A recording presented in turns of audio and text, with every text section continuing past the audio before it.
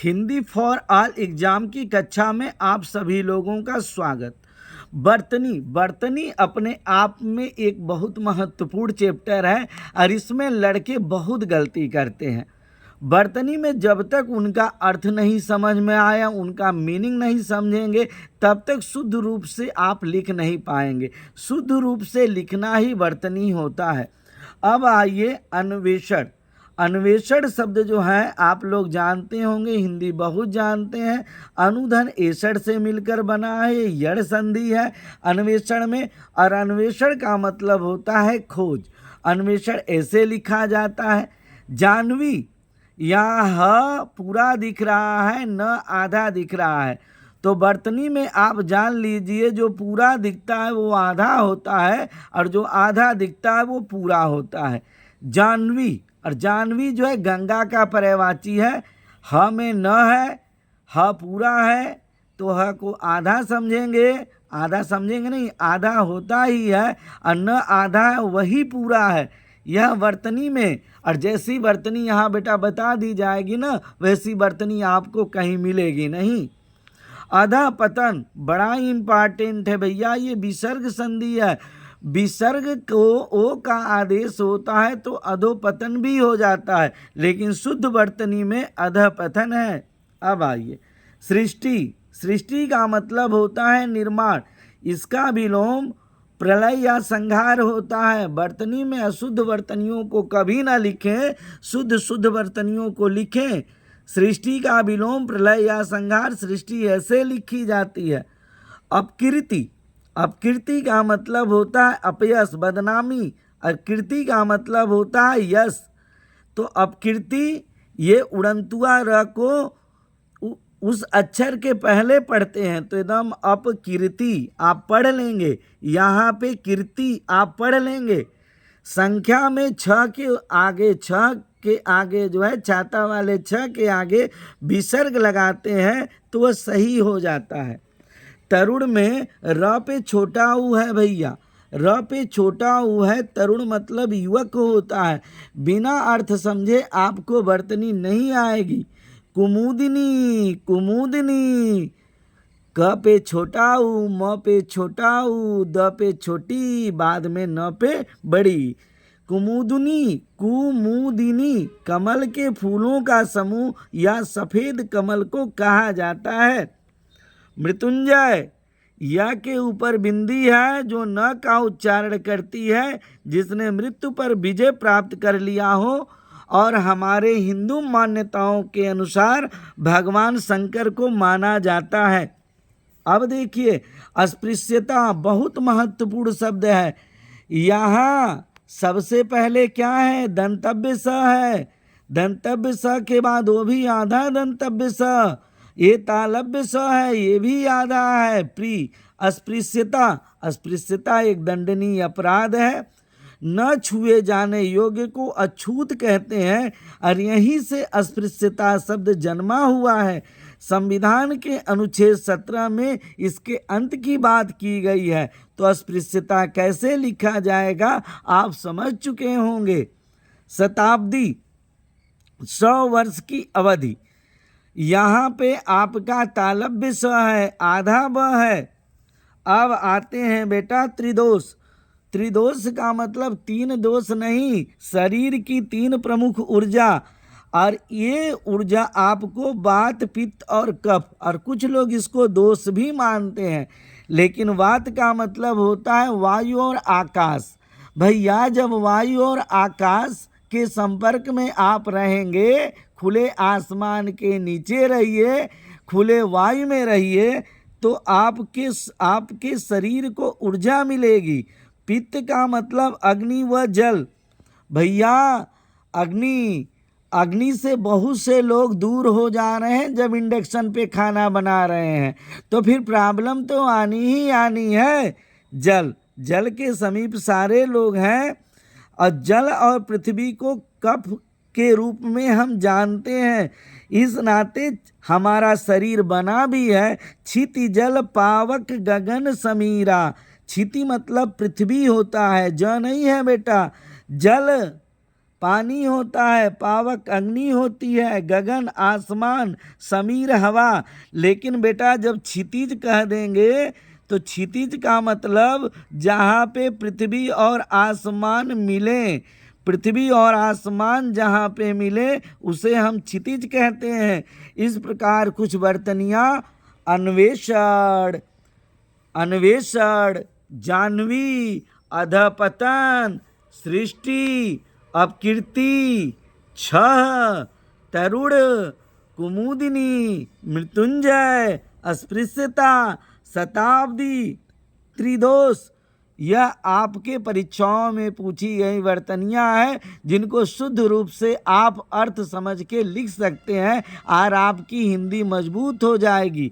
अब आते हैं टेस्ट पे चलते हैं। हिंदी में बहुत कुछ आप जानते हैं। लड़के हमसे कहे भी कि सर आप जो है हिंदी में पूरे हिंदी का टेस्ट लीजिए, ये पेपर रिवीजन है बेटा, ये पेपर में डायरेक्ट ये पूछा गया है, आयोग का पेपर है। बिल्ली छत से कूद पड़ी, कौन सा कारक है? अलगाव की स्थिति में हमारे बच्चों को मालूम होगा, वे ट्रिक कर भी चुके होंगे, आप हमसे पहले ट्रिक करिए।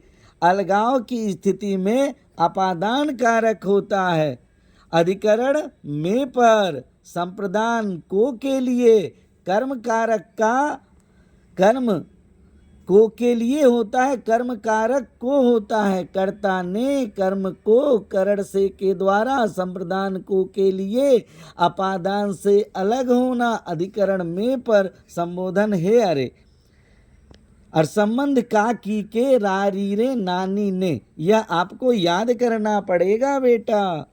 नीचे लिखे वाक्य के लिए एक शब्द बताइए, बहुत इंपॉर्टेंट है। जो युद्ध में स्थिर रहता है उसे क्या कहते हैं? आप बताइएगा। यशस्वी, सत्याग्रही, युधिष्ठिर, अश्वारोही।